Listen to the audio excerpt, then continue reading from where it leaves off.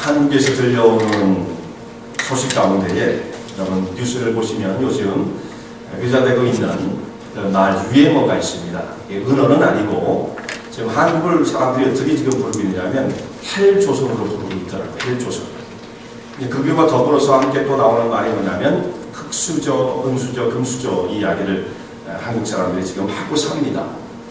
그렇게 말하는 건 뭐냐면 흑수저로 태어난 사람, 원래 출신이 가난하고 배경이 없는 그런 상태에서 태어난 사람들은 그 흑수저의 그 상황을 어떤 몸부림을 줘도 벗어날 수가 없고, 그저 아무런 노력 없이 그냥 금숟가락 물고 태어난 사람은 부모로부터 유산 물려받고 또 그냥 그렇게 살다 보면 대학도 좋은 데 가고 출세하고 성공하는데 전혀 지장이 없어서 이런 사람들은 그저 계속해서 사회의 상류층을 형성을 하고 행복을 누릴 대로 누리는 이런 사회가 되었다.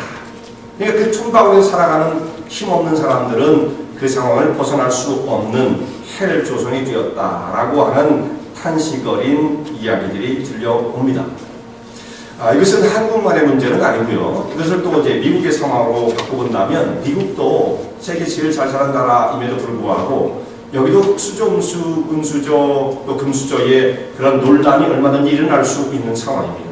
그래서 지금 우리가 살고 있는 이 서버브 지역은 우리가 그런 것을 강하게 못 느끼지만 저 사우스 상가로 우리가 가게 되어지면 거기는 정말 그 동네에서 아직도 월세가 나쁜 데가 있어요. 굉장히 힘들고 세큐리티가 나쁘고 매일 총기 사고가 일어나는 그런 지역이 있다는 말씀입니다. 여기서 태어난 아이들은 태어날 때부터 그 상황을 벗어나기가 참 힘든 겁니다. 그야말로 흑수저를 들고 태어난 거죠.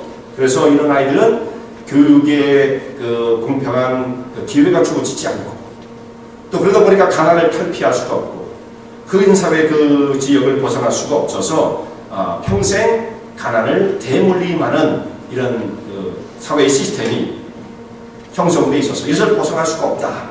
이걸 말하는 또 미국한 헬미국이 되겠죠. 이런 이야기를 하면서 참 우리가 어떻게 하면 이런 상황을 벗어날 수 있을까? 사람의 노력으로는 되지 않는다. 이렇게 생각하며 절망을 하고 있습니다. 이렇게 생각하면 어느 정도까지는 수긍이 가는 부분이 있어요. 어느 정도까지는. 정말 세상은 이렇게 변할 수 없는 것인가? 그 속에 삶을 살아가고 있는 우리의 삶 한 사람 한 사람도 정말 이것을 벗어날 수 없다는 말인가? 이런 정말 한계의 상황을 느낄 수가 있는 것입니다. 여기에 모인 우리 성도님들도 우리는 사회의 그런 구조 속에서 나는 흑수저라 생각하면서 그걸 두려움으로 여기는 분들은 안 계시겠습니다만 그럼에도 우리도 정말 우리가 닫혀있는 이 한계의 상황에서 벗어날 수 있고 나도 변화를 이룰 수 있는 사람인가 라고 생각하면 참 어려운 거예요. 나는 변할 수 있는가? 세상은 변할 수 있는가? 우리의 삶은 더 개선될 수 있는가? 이런 것들을 생각하면 참 답답함이 밀려옵니다. 분명히 변화는 어려운 것입니다. 대단히 어려운 거예요. 그러나 변화 자체가 불가능하지는 않습니다. 오늘 이 말씀을 보면 그렇게 불가능하게 보이는 변화가 놀랍게 일어난 사건, 그 한 영혼에 대해서 말씀을 하고 있습니다. 그래서 사람이 정말 변할 수 없는 것처럼 보였던 한 사람이지만 놀라운 변화를 경험하고 역사의 위대한 한 페이지를 기록한 사람이 있는 것입니다. 그렇게 했던 것은 그 사람이 위대한 것이 아니라 사실은 그를 변화시킨 그 위대한 능력이 있기 때문입니다. 그 능력이 무엇인지 함께 상고하고자 합니다. 오늘 그 변화를 경험한 사람이 누구냐면 노예였던 오네시모입니다. 이 사람이 이제 원래 어디 출신이냐면 골로새, 소아시아 지역의 골로새에서 살고 있는 사람인데 그 사람의 주인은 빌레몬이었습니다. 빌레몬의 집에서 노예로 한평생을 살게 되십니다. 어떻게 노예가 되었는지 우리는 그 과정을 알 수 없어요. 근데 노예는 노예 시장에서 노예를 사올 수도 있고 사온 노예들 그 가운데서 후손이 태어나면 그 집의 노예예요. 그러니까 이건 어떤 겁니까?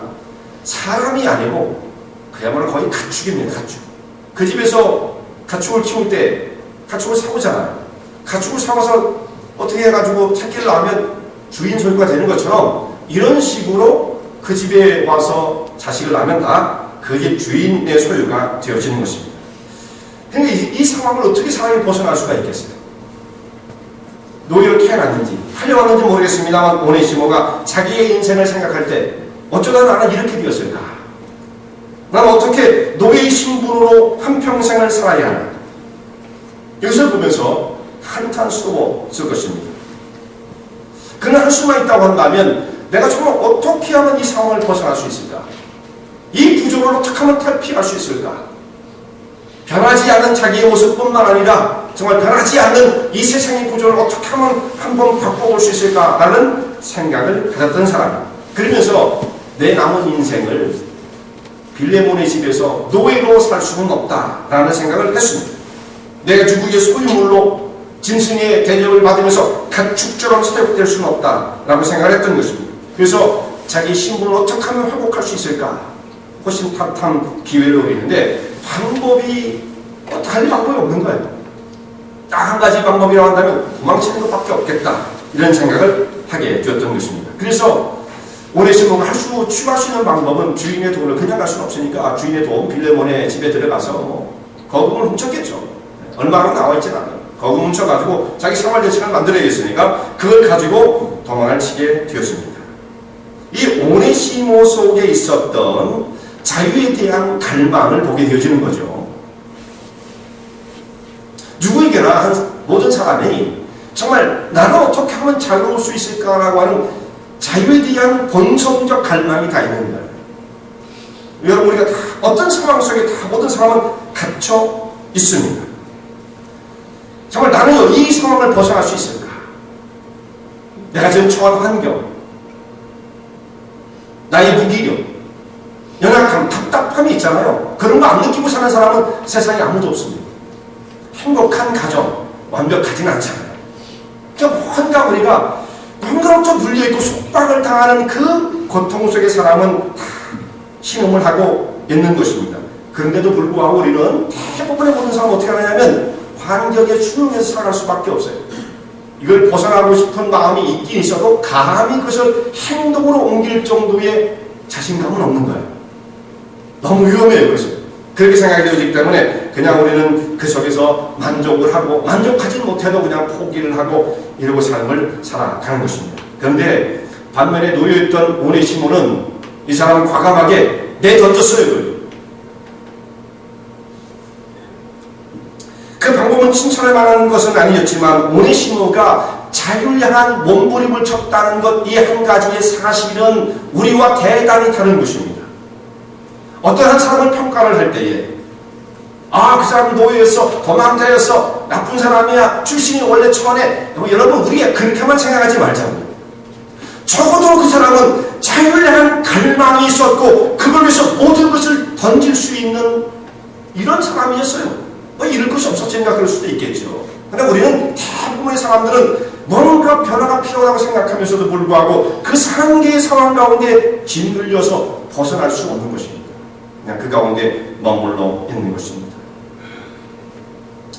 우리는 노예의 신분이었지만 오네시모만큼 자유를 찾은 갈망을 하였던 이 오네시모만큼 우리는 자유롭다고 하지만 정말 내가 이 붙잡혀 있는 한계 상황에서 벗어나기를 얼마나 갈망하는가.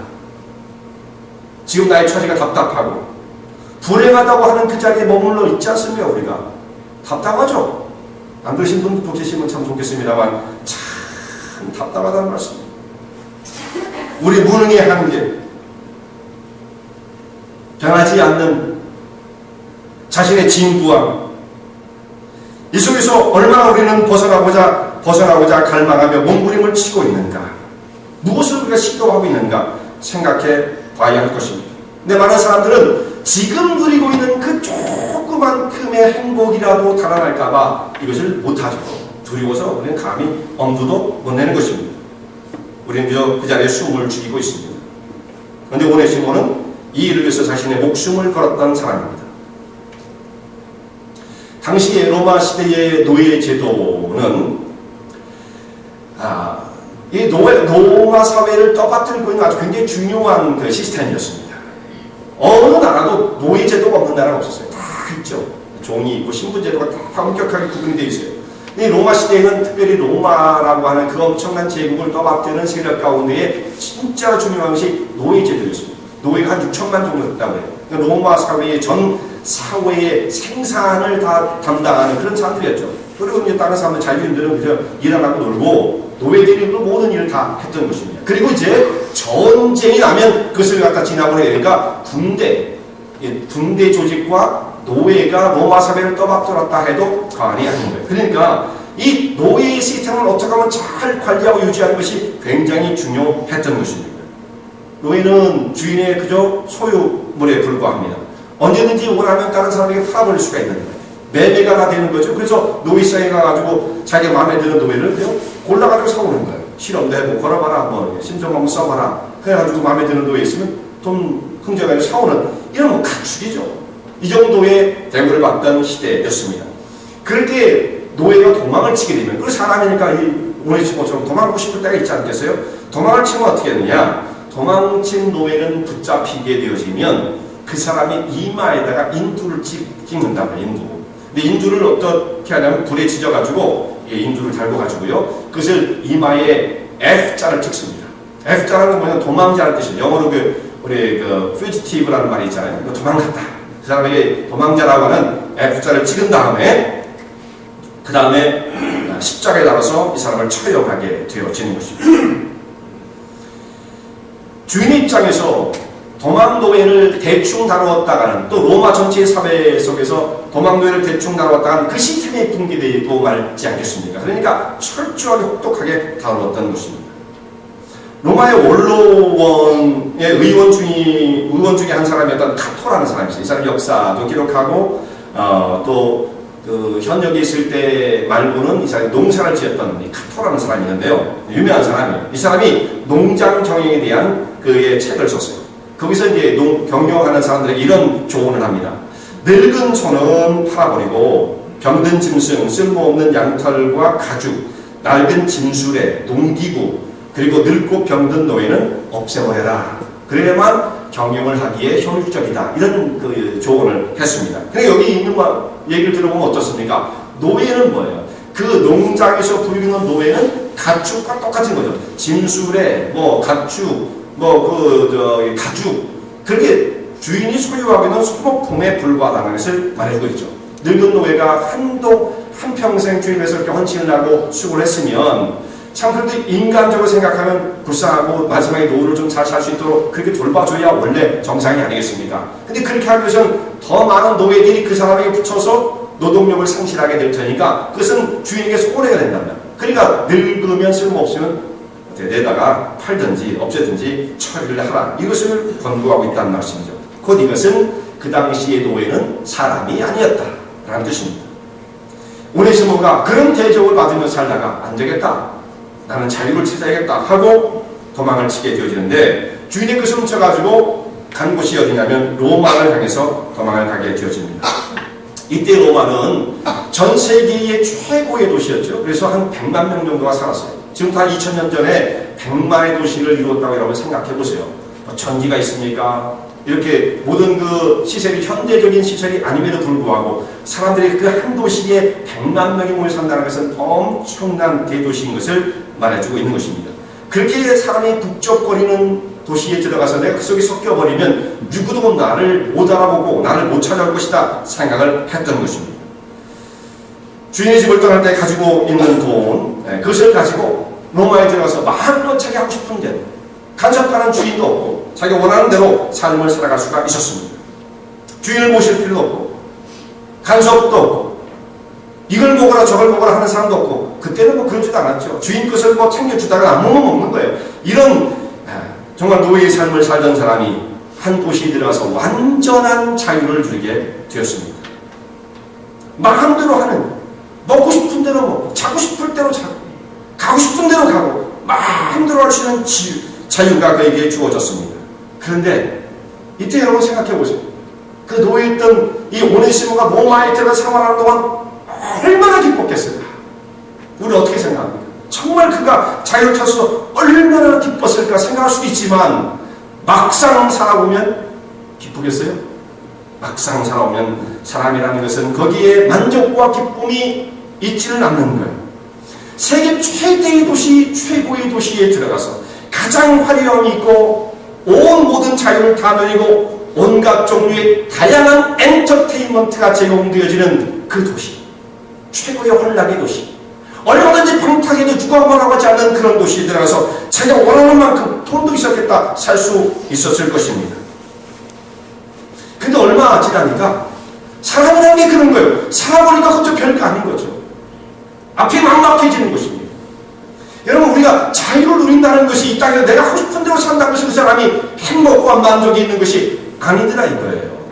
이 사람에게는 자유가 주어졌죠. 주인이 없는 곳으로 도망을 쳤습니다. 그러면 기대한 행복이 있을 것으로 생각했지만 어디까지나 거기가 다였던 거예요. 더 이상은 없습니다. 이 땅에 사는 사람도, 우리가 특별히 미국이라는 이 엄청난 자유가 보장되어 있는 땅에 살면서도 우리가 정말 자유입니까? 남자들끼리도 살아도 누가 뭐라는 사람 없고, 여자들끼리 살아도 누가 뭐라는 사람 없고, 입양까지 하면서 부부로 인정받는 그런 제한이 없는 자유가 주어진 이 사회 속에 살면서 정말 우리가 그렇게 자유로운 행복을 누리고 있을 수 있습니까? 그럴 수 없다는 말씀. 사람은 이 땅에 육체의 생명을 지니고 사는 한 완전한 자유는 없는 것입니다. 무언가가 우리를 누르고 있죠. 시스템이 누르고 있습니다. 자기의 한계 상황이 자기를 누르고 있습니다. 육체의 한계가 우리를 누르고 있습니다. 생활의 여건들의 삶이 우리를 누르고 있습니다. 이것을 벗어나서 자유한 사람은 아무도 없는 거예요. 특별히 이것을 영적으로 본다면 죄의 권세 속을 신음하는 사람은 어떤 세계를 간다 할지라도 자유한 사람은 없는 것입니다. 그 권세에 붙잡혀 우리는 신음할 수밖에 없는 것입니다. 노예의 삶이 그렇게 안타깝고 불쌍한 것처럼 보이지만 사실은 이 땅에 살고 있는 모든 사람의 현 주소는 무언가의 세력 가운데 억압되어진 고통의 삶을 살아갈 수밖에 없는 거예요. 오네시모나 우리나 사실상 그렇게 크게 다를 바가 없는 것입니다. 오네시모가 이 로마에 들어와서 그렇게 살았을 때 참 기쁨이 있을 거라고 생각했지만 그렇지가 않아요. 이제 현실의 벽에 부딪히게 되어집니다. 이제 뭐 도망쳐도 계속 갈 수도 없고 또 삶의 문제가 또 생겼겠죠. 돈이 뭐 계속 있을 수도 없을 거고 거기 들어와서 새로운 삶을 꾸린다는 것도 이것이 그렇게 쉬운 문제가 아니었고 막다른 골목에 다다르게 되어집니다. 내가 여기서 이제 어떻게 해야 되나? 더 이상 도망갈 것도 없고 로마로는 모든 문제가 해결될 줄 알았는데 첩첩산중이 모든 문제를 다시금 끌어안게 되었습니다. 이때에 오네시모가 바울을 찾아가요. 이게 놀라운 일입니다. 바울을 찾아간다는 것이. 어떻게 해서 바울을 찾아갔을까? 이 과정은 나오지 않지만 우리가 유추해낼 수가 있어요. 이 사람은 여기 도망오기 전에 골로새에서 빌레몬의 종이었다고 했지 않습니까? 거기서 도망을 해가지고 로마로 왔는데 이 빌레몬의 집에 있을 때 바울에 대해서 많은 이야기를 들었을 것입니다. 빌레몬과 바울의 관계는 영적인 그 빚을 진 관계라고 그렇게 지난주에 말씀을 함께 나오지 않았습니까? 로마에 떨어져 있는 그 바울에 대해서 많은 소식을 듣고 있었을 거라고 생각을 하고 그 속에서 집에서 지내고 있는 이 노예였던 오네시모도 바울에서 많은 이야기를 들었을 거라고 생각해요. 그래서 로마의 지금 감옥 속에 있는 그 바울의 소식을 알고 있을 때 그가 바울을 찾아가는 거예요.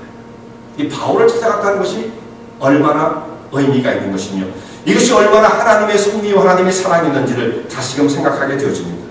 사람은요 막다른 골목에 딱 닥치게 되잖아요. 여러분 스트레스 받으면 제일 뭐를 합니까? 여러분 스트레스 받고 뭔가 인생이 풀리지 않는 문제가 있으면 대부분의 많은 사람들이 어떻게 합니까? 교회 달려오세요? 새벽기도 하십니까? 금식을 하십니까? 그런 분들이 있으면 참 좋겠어요. 많은 사람들이 그런 문제에 자기가 어떤 영적이고 세상적인 무슨 문제에 딱 걸리면 세상으로 가는 사람 얼마나 많은지 몰라요. 세상에 가서 그 친구들을 만나는 거죠. 어떤 친구들? 세상에 가서 술 친구들, 내 사장 알아주는 친구들, 그런 사람들을 만나가지고 아무리 푸념하고 내 모든 것을 쏟아놓는다 할지라도 그것이 해결되어지겠습니까? 한 잔 먹으면 끝나는 겁니까? 인생의 문제가 그런 것이 결코 아닌 거예요. 이때에 도망자 오네시모가 바울을 찾아가지 않고 정말 세상의 친구를 만날 수 있었겠죠. 그 친구랑 누구였으면 도망자 노예들이었겠죠.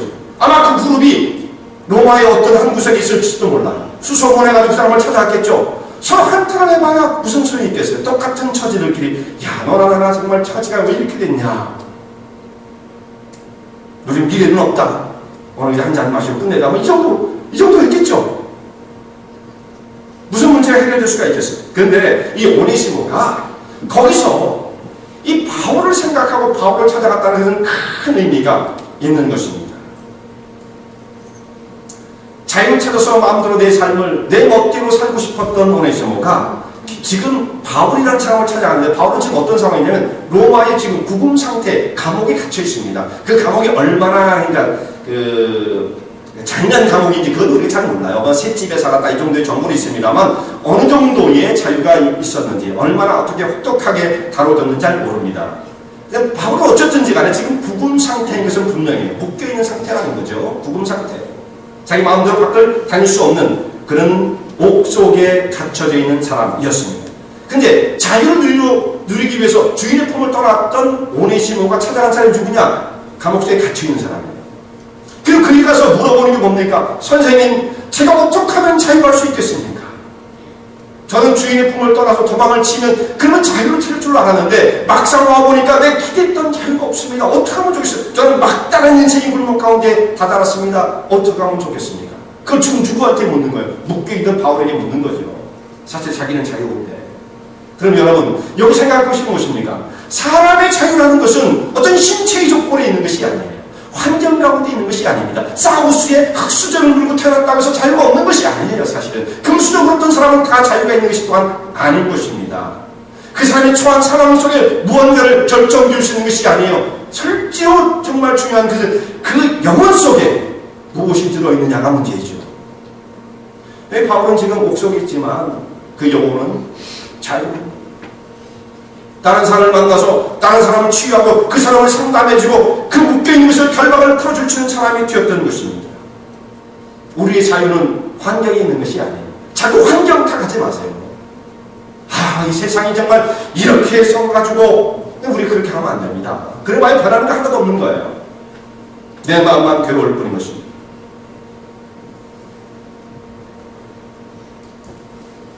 바울이 이상을 만나가지고 오네시모를 변화시킵니다. 바울이 얼마나 위대한 사람입니까? 바울. 근데 바울이 위대한 게 아니에요. 바울이 처음 했던 복음이 위대한 것이고 그 복음을 완성하신 하나님의 아들 십자가에서 자기의 몸을 버려 죄의 모든 권세를 무너뜨리고 참다운 자유를 주신 예수 그리스도의 위대하심으로 말미암아 우리가 자유를 얻게 되어지는 거죠. 이것입니다. 바울은 그 예수님을 자기의 주로 모시고 자기가 변할 뿐만 아니라 다른 사람을 변화시키는 이런 능력을 나타나게 되어집니다. 이 과정을 통해서 오네시모가 예수님을 영접하게 되어져요. 복음을 깨닫게 되어집니다. 그래서 사도 바울이 내가 오네시모를 말할 때 내가 옥중에서 낳은 나의 아들이다 이렇게 표현을 했습니다. 그럼 낳았다는 표현이 뭘 의미합니까? 낳았다. 아이를 낳을 때 얼마나 산고를 겪게 되어집니까? 목숨을 건 산고잖아요. 진통을 해야만 아이를 낳을 수가 있어요. 생명을 낳는 것은 그렇습니다. 쉽게 되는 경우도 없지 않아 있긴 있어요. 그냥 복음을 전하기 3,000명이 회개하고 돌아오고 5,000명이 회개하고 돌아오는 역사도 일어나기는 합니다만 항상 그런 건 아니에요. 어떤 경우는 거의 대부분의 더 많은 경우가 뭐냐면 어려운 게 더 많아요. 영혼은 안 변하니까. 안 변하니까. 우리가 우리 경험이잖아요. 안 변하지 않습니까? 우리도 얼마나 예수를 안 믿으려고 얼마나 했었습니까? 근데 그때에 누군가 그 사람의 영혼을 붙잡고 진통을 겪으면서 해산의 수고를 했기 때문에 영혼이 나아지는 거예요. 그러니까 어떤 사람을 보고 저 사람 안 될 것 같아. 사람의 마음은 그런 마음이 들거든요. 정말 힘들으니까 내 영혼을 향한 포기란 있을 수는 없는 거예요. 진통을 겪어야만 한 영혼을 낳을 수가 있는 것입니다. 로마의 구금 상태에 있었던 바울이 감옥에서 한 영혼을 낳게 되어집니다. 오네시모는 바울을 통해서 전해드는 그 복음의 말씀을 통해서 바울의 자녀가 되었고 그리스도의 일꾼이 되었습니다. 그래서 오네시모가 무익한 자였으나 이제는 유익한 자가 되었다 라고 바울이 오네시모를 소개하게 되어집니다. 그래서 이제 그렇게 변화되어진 오네시모를 원래의 주인의 집으로 돌려보냅니다. 내가 여기 와서 예수를 믿었다고 해서 그 새로운 사람이 되었다고 해서 모든 문제가 해결된 건 아니다. 너를 잃어버린 주인의 입장에서는 어떤 마음이 들겠느냐. 그러니까 사람과 사람의 문제도 풀어줘야 되거든요. 정상적으로 풀어줘야 돼요. 그러니까 이 오네시모를 원래 주인의 집으로 돌려보냅니다. 그리고 돌려보내면서 편지를 써서 보낸 것이 바로 이 빌레몬서가 되어지는 거고요. 이 빌레몬서뿐만 아니라 골로새서도 이 오네시모가 같이 함께 가지고 골로새에 보내는 편지니까 가지고 갔을 것으로 그렇게 생각할 수가 있습니다. 오네시모를 빌레몬에게 돌려보내면서 이 사람을 어떤 사람이라고 소개를 하냐면 내가 옥중에서 낳은 사람일 뿐만 아니라 그는 내 신복이다 이렇게 말했어요. 신복은 자기가 가장 신뢰할 수 있는 사람을 신복이라고 말을 하죠. 근데 우리도 그렇게 표현을 하는데 신복이 마음 힘자를 쓰면서 자기 신체의 일부라는 것을 쓰거든요. 신체의 일부. 헬라 사람들도 그렇게 썼어요. 여기서 말할 때 저는 내 신복이라 했을 때 그는 나의 장기의 일부이다. 나의 심장과 같은 사람이다. 이렇게 표현했는데 이것은 동사에는 방문하고 표현하는 방법이 똑같다. 이렇게 생각이 되어집니다. 너무 신뢰하는 사람, 귀한 사람은 내 신체의 일부다. 그것 또한 가장 중요한 일부로 그렇게 부르게 되었던 것입니다. 노예는 원래 그냥 말하는 기계 정도였고 무익한 사람이었고 도망자 노예는 더더군다나 쓸데가 없었습니다. 이 사람은 형벌을 받고 죽임을 당해야 할 사람입니다. 그런데 그 무익한 사람이 아니라 이제는 너와 내게 유익한 사람이 되었다라고 말을 합니다. 사도 바울이 옥에 갇혀 있었지만 그가 간직하고 있는 복음의 능력은 갇히지 않았어요. 자기 심령 속에 간직하고 자기가 체험하고 오늘도 살아가고 있는 그 복음의 능력은 어떤 상황 속에서도 갇히지 않았던 것입니다. 답답하여 피하여 도망하여 더 이상 갈 곳 없는 곳까지 도망을 쳤던 오네시모 도망자 노예를 사도 바울이 복음을 통해서 그를 변화시킵니다. 정말 이 오네시모는 더 이상 아무 소망이 남아있지 않은 사람이었어요. 이제는 죽음이거든요. 절망인 것입니다. 끝까지 다 가본 사람이에요. 이런 사람을 뭐라고 말합니까? 막장 인생이다. 좀 거친 말이라죠. 이 막장 인생이에요. 마지막까지 다 막장이 뭔지 보시죠? 원래 탄광에서 탄을 캐는 사람, 그게 해막장이거든요. 무너지면 죽는 사람들이 막장 인생이라고 그러나요? 여러분 뜻을 알고 쓰셔야 돼요. 그런 상황과 똑같죠. 뭐 더 그보다 더 하죠. 탄광 그 밑은 갱도에 들어가가지고 시커먼 데서 불을 내서 탄을 캐면서 그냥 목숨 걸고 무너지면 죽는 그 정도의 목숨을 걸고 일하는 사람들이 막장을 사는 사람이라고 합니다. 물론 그런 사람이 있어야 사회가 더 지탱되고 그럽니다만 하여튼 그렇게 처절한 삶을 사는 사람이에요. 바로 오네시모가 그런 삶을 살았던 사람이죠. 그런데 그가 어떻게 저렇게 변화되었느냐면 다른 사람이 그를 소개하면서 그를 말할 때에 이 골로새서에 있는 말씀 보면은 오네시모를 이렇게 표현합니다. 그는 신실하고 사랑받는 형제다. 너에게서 온 사람이 있는데 그 사람이 두기고도 있고 오네시모도 있었어요. 이 오네시모가 어떤 사람이냐면 그 사람은 신실하고 사랑받는 자다. 그럼 이 사람은 어떻게 믿겠습니까? 도망자를. 노예로 주인을 배반한 사람은 어떻게 믿겠습니까? 그런데 사도 바울은 그를 신실한 사람으로 소개를 하게 되어집니다. 이만큼 완전히 사람이 새롭게 되었던 것입니다. 그래서 편지를 써서 빌레몬에게 오네시모를 돌려보내면서 빌레몬에게 요청하기를 우리가 이제 다음 주에 이 말씀을 좀 상고하게 되어집니다만 이 사람을 용서해 줘라 이렇게 요청을 해요. 용서 정도가 아니라 오네시모를 종으로 볼 것이 아니고 그는 종에서 뛰어난 형제로 대우를 해줬으면 좋겠다라고 요청을 하게 되어집니다. 얼마나 놀라운 일입니까? 여러분 주인의 입장에서 보면 사도 바울이 이런 명령, 이런 요청을 하고 있는데 주인 입장에서 보고 또 사회적인 입장에서 보면 이게 쉬운 문제가 아닙니다. 사실은. 왜냐하면 사회 기강이 무너지는 걸 잘못하면 사회 구조가 무너지는 겁니다. 그러니까 요대로 갑시다 하는 사람이 참 많거든요. 금수저 물고 태어난 사람들은 요대로 이걸 제일 주장하는 사람들이에요. 그 사람들은요. 근데 이것이 사회가 무너지게 되어지면 자기의 삶이 위협을 받게 되기 때문에 이걸 자기가 개인적으로 함부로 막 용서해주고 이렇게 하기가 어려운 문제예요. 주변에 있는 사람들 눈치도 봐야 되는 겁니다. 근데 이 사람이 오네시모가 적당히 변해는 사람이라고 한다면 쉽지 않았을 거예요. 근데 사도 바울이 그를 만나보니까 그 사람 속에 정말 하나님을 향한 열정과 이 사람이 종으로 살기엔 너무도 아까운 그렇게 취급받아서는 안 될 고상한 인격을 가진 사람이라는 것을 그가 깨닫게 되었던 거죠. 물론 이것은 오네시모에 있었던 것이 아니라 그리스도가 그의 삶을 변화시키면서 새롭게 일어난 새로운 가치였던 것입니다. 그래서 오네시모를 그렇게 돌려보내면서 그 사람을 용서해 줄 뿐만 아니라 종에서 뛰어난 형제로 대우해 줄 것을 간청하게 되어집니다. 근데 이 편지를 오네시모가 들고 빌레몬의 집에 나타나게 되어지는 거예요. 얼마나 걸렸을지, 집 나간 지 1년이 되었는지 2년이 되었는지 한 사람이 돌아오는, 저기서 보니까 오네시모가 돌아오는 거예요. 빌레몬의 집사람이 다 바뀌었죠. 그럼 만약에 우리가 가정을 했을 때 그 집에서 오늘 주일 예배가 드려지고 있는 상황이었다고 한다면 어떤 현상이 벌어졌겠습니까? 거기에 교회, 원래 빌레몬의 집이 교회에 있다고 했잖아요. 4대 모여가 지금 예배를 드리고 있는데 문 밖에 어떤 사람이 와 있다. 그 손에 편지가 하나 들려있는데 보니까 오네시모, 갈대의 모습과 좀 다른 모습을 가지고 돌아왔어. 그가 전해준 편지를 읽어보니까 사도 바울이 쓴 편지 빌레몬서와 아마 거기에 같이 골로새서가 있었을 것으로 보여요.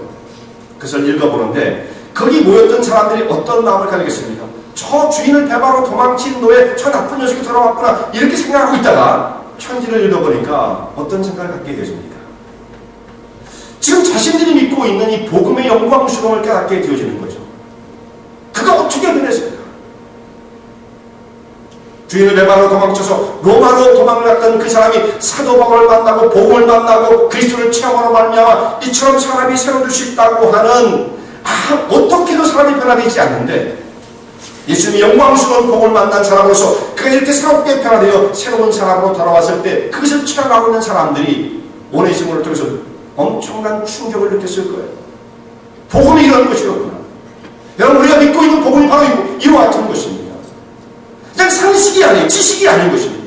사람을 토론히 변화시키는, 무가치했던 사람을 완전히 하나님의 사람으로 새롭게 세우고 가치 있는 사람으로 세우는, 회복을 시키는 역사가 복음을 통해서 나타나는 거예요. 그건 상식이 아닙니다. 이거는 그저 일주일에 한 번 정도 우리 교회에 와서 어떤 문화생활을 하는 것이 결코 아닌 것입니다. 나의 삶을 송두리째 변화시키시고 무익했던 사람을 유익한 사람으로 만들어 그야말로 인생을 개조시키는 그것이 복음의 역사예요. 사람이 어떻게 변할 수 있어요? 노력을 통해서 안 돼요. 도망을 가도 안 돼요.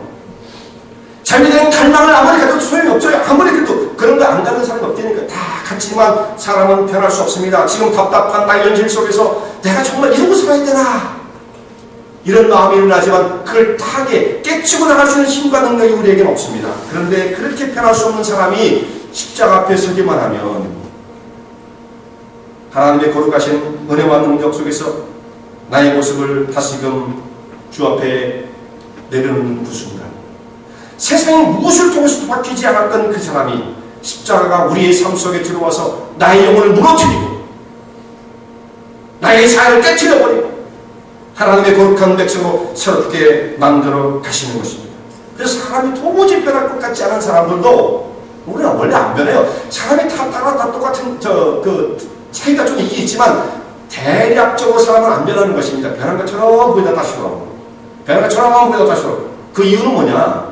그 사람이 정말 예수님의 십자가의 사건을 충격적으로 만나지 못했기 때문에, 아직은 충격적으로 만난다고 한다면 그 영혼은 바뀌지 않을 수가 없는 것입니다. 노예했던 오네시모가 어떻게 이렇게 변할 수가 있겠습니까? 깨어지고 금과 우리의 인사의 모습이다. 그 중에 제일 문제가 뭐냐면 사람과 사람 사이의 문제예요. 우리 실수가 많은 사람. 작은 실수, 한마디의 입의 입술의 실수가 관계를 깨뜨려 놓습니다. 그리고 관계를 깨지고 나면 사람들은 복구할 줄을 몰라요. 그리고 복구할 줄도 모르는 게 하고 싶지도 않아요. 얼마나 고집들이 센지. 그냥 그걸 가지고 줄기차게 나가는 거예요. 그게 그렇게 자랑스러운 것이 아니거든요. 불행을 향해서, 고통을 향해서, 하나님의 위시한 평안과 생명을 외면한 채 그 가운데로 나아가는 것입니다.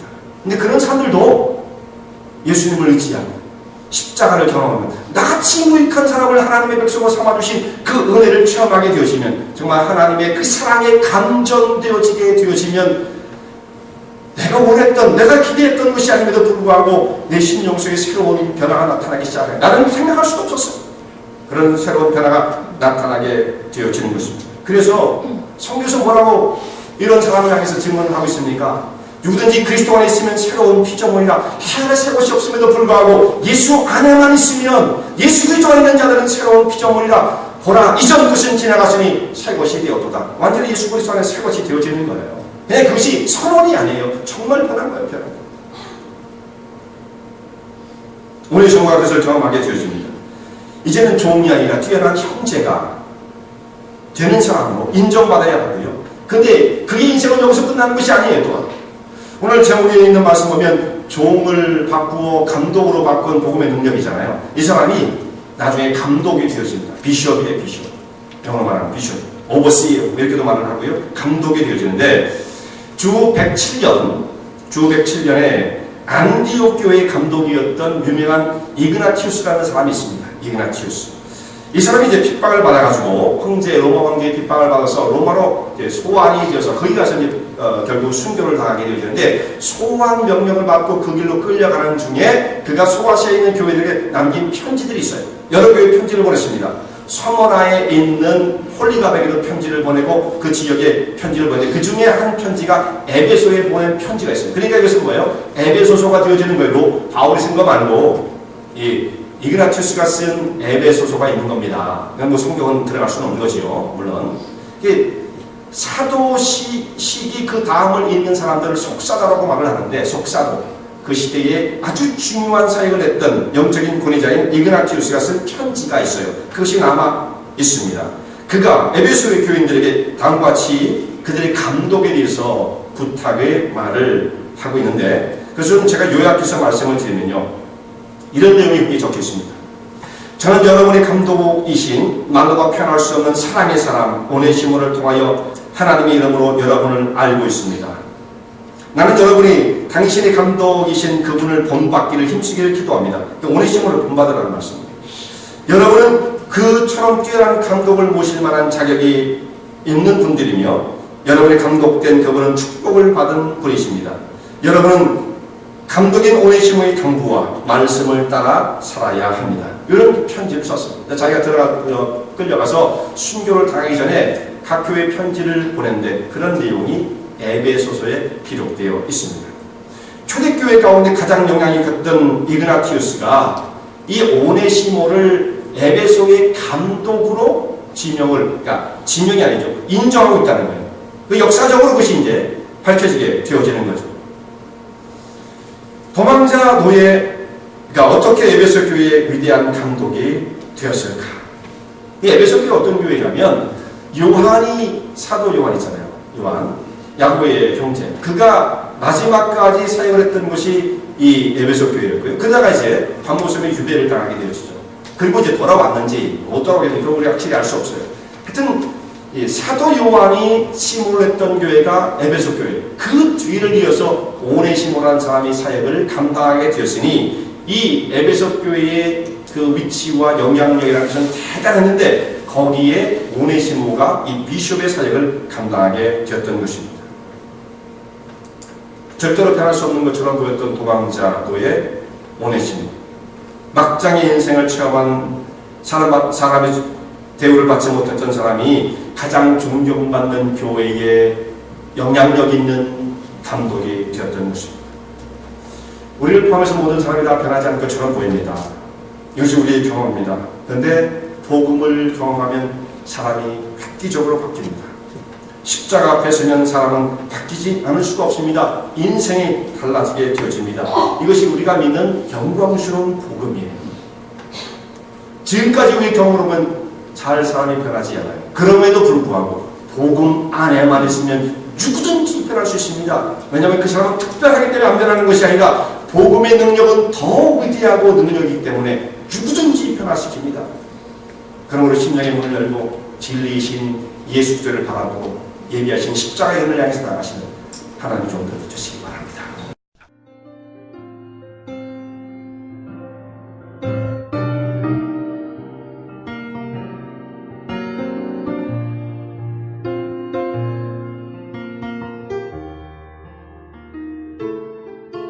은혜와 진리 장로교회는 진실된 하나님의 말씀, 건강한 신앙의 공동체를 찾는 모든 분들께 열려 있습니다.